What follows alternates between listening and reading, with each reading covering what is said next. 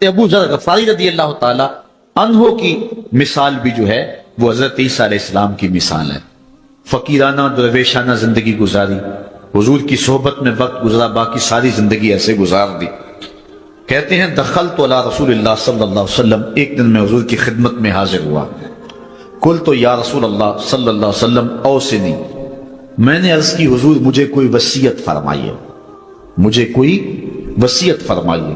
قال اوصیک بتقوی اللہ، حضور نے فرمایا تمہیں اللہ سے ڈرنے کی وصیت کرتا ہوں. فإنہ ازین لامرک کلہ، اس لیے کہ تیرے سارے معاملات کا حسن ہے، تمام زندگی کا جمال یہی ہے کہ تو اللہ سے ڈرا کرے.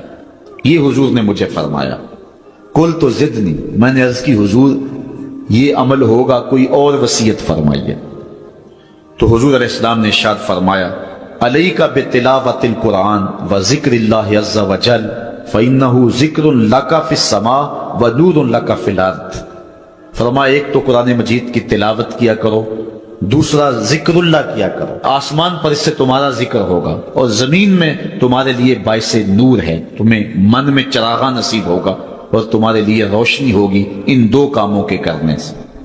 قلت زدنی، میں نے عرض کی حضور اس پہ بھی عمل ہوگا، کوئی اور ارشاد فرمائیے. اللہ اکبر. حضور علیہ السلام نے ارشاد فرمایا علیک بطول الصمت، تمہارے اوپر زیادہ خاموشی اختیار کرنا ہے، زیادہ باتیں نہ کیا کرو، لمبی خاموشی رکھا کرو. فإنہ مطردۃ للشیطان وعون لک فی امر دینک. اس سے دو فائدے ہوں گے، ایک تو شیطان بھاگ جائے گا، دوسرا امر دین میں تجھے تقویت ملے گی. زیادہ باتیں کرنے والے کی زبان پھسلتی ہے، غیبت، چغلی، جھوٹ، بہتان، یہ سارے امراض، یہ ساری آفتیں جو ہیں وہ زبان کی ہیں. اس لیے کہا کہ زبان کی حفاظت کرنا، تو زیادہ لمبی خاموشی اور زیادہ لمبا سکوت اختیار کر لینا، اس لیے تجھے دنیا میں بھی فائدہ ہوگا، شیطان بھی بھاگ جائے گا اور تیرے دین میں بھی تجھے مضبوطی ملے گی. قلت زدنی، کہتے ہیں رحمت کا باڑا بٹ رہا تھا، حضور علیہ السلام کے جو ہے وہ منہ سے نور نکل رہا تھا، میں نے جھولی پھیلائی ہوئی تھی. میں نے عرض کی حضور اس پہ بھی عمل ہوگا، کچھ اور ارشاد فرمائی. تو آقا کریم علیہ السلام نے ارشاد فرمایا قال ایاک وکثرۃ الضحک فإنہ یمیت القلب ویذھب بنور الوجہ. میں تجھے نصیحت کرتا ہوں کہ تم زیادہ ہنسا نہ کرو، زیادہ ہنسنے سے گریز کرو، اس لیے کہ زیادہ ہنسنے سے ایک تو دل مردہ ہو جاتا ہے اور دوسرا چہرے کا جمال ختم ہو جاتا ہے، چہرے کی روشنی چلی جاتی ہے. آج آپ کے سامنے 3 احادیث رسول صلی اللہ علیہ وآلہ وسلم مختصر تشریح کے ساتھ رکھنا چاہوں گا، اور مجھے امید ہے کہ ان احادیث میں جو روشنی، نور، برکت اور اجالے ہیں وہ ہماری زندگی میں بہت ساری تبدیلیوں کا سبب اور بہت ساری پریشانیوں کو مٹانے کا ذریعہ اور سرور باطن کا ایک بہت بڑا سبب و ذریعہ ہوگا.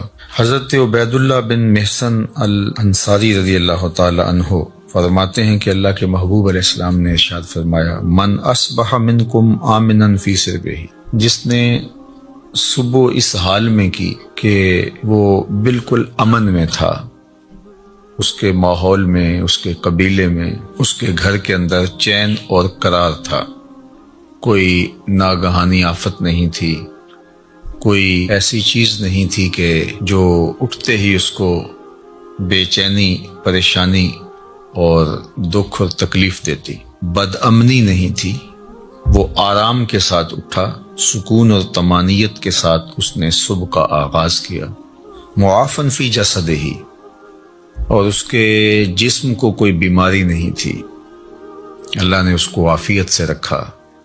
وہ صحت کے ساتھ اور امن کے ساتھ بیدار ہوتا ہے. انتہ قوت یومہ، اور اس دن کی ضرورت کا کھانا اس کے گھر میں موجود تھا. یہ تیسری چیز اللہ کے محبوب علیہ السلام نے ارشاد فرمائی فَكَأَنَّمَا حِيزَتْ لَهُ الدُّنْيَا بِحَذَافِيرِهَا، تو فرمایا کہ دنیا تمام تر پہلوؤں کے ساتھ، اپنی تمام تر خوبیوں کے ساتھ اس کے ہاں جمع ہے، یعنی اس کو پھر کوئی کمی نہیں ہے اگر اس کو یہ 3 چیزیں میسر آ گئیں۔ سب سے پہلی چیز کہ صبح اٹھا تو اس کے گھر میں امن تھا۔ انسان کی بنیادی ضرورتوں میں سے ایک ضرورت امن ہے۔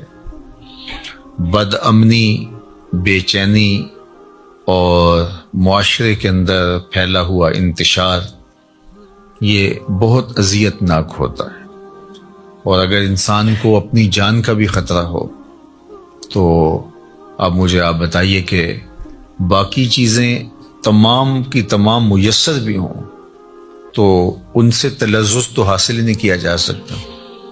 تو انسان کی بنیادی ضرورت امن ہے، اور پھر اگر صحت نہیں ہے تو ڈھیر ہوں دولت کے تو وہ کس کام کے۔